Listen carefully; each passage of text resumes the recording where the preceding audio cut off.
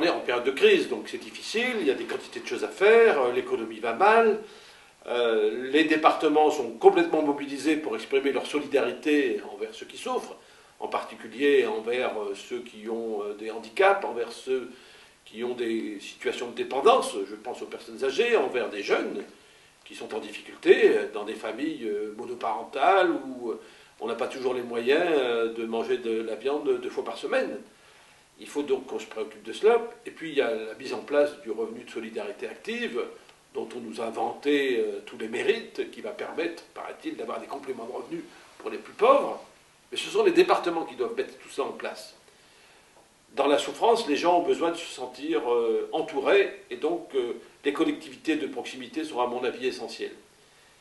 De ce fait, est-ce que c'est le moment de dire on va lancer un chantier pour supprimer les départements, c'est-à-dire la collectivité qui, avec les communes, est une collectivité de proximité? Ça n'est pas certainement pour être efficace, parce que si on voulait être efficace, on interrogerait d'abord les acteurs de ces différentes collectivités pour leur demander ce qu'ils en pensent et comment ils voient les choses. Alors si c'est encore une fois simplement réformer pour avoir des effets d'annonce, je crois qu'il faut en sortir. Quand on est en période où tout va bien, où chacun a un pouvoir d'achat formidable, on fait les réformes qu'on veut. Quand on n'est pas capable d'assurer un revenu décent à chaque Français, on ne commence pas par s'attaquer aux collectivités locales qui investissent. Il faut bien savoir que 75% des travaux qui sont faits en France sont payés par les collectivités locales, aux collectivités locales qui sont au plus près de la population, et collectivités locales qui, dans le développement économique, dans l'aménagement du territoire, doivent se projeter souvent 10 ans en avant, et à qui on dit arrêtez de réfléchir, puisque peut-être que demain matin vous serez mort. Ça, je trouve que la méthode est détestable.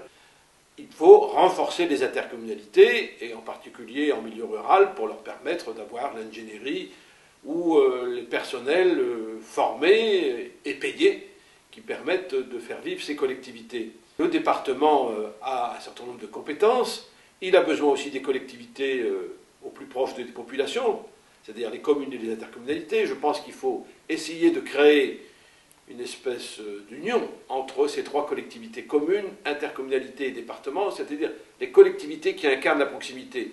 Et d'un autre côté, il faut aussi qu'il y ait des collectivités de projet. C'est le cas de la région, c'est le cas de l'État, qui devrait normalement avoir des projets pour la France. C'est le cas de l'Europe, qui doit lancer des grands chantiers, à l'instigation de ce que Jacques Delors avait lancé à son époque. Et donc, ceux-là aussi doivent faire une union entre eux pour pouvoir envisager la prospective et l'avenir. Et donc ça veut dire évoluer, que chacun se partage l'ensemble des compétences, et que dans ce groupe, les compétences soient bien réparties, afin que le concitoyen s'y retrouve.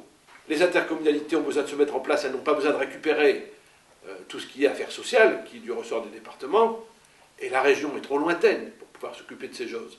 Donc le département est la véritable collectivité qui se prête bien à ces compétences de proximité.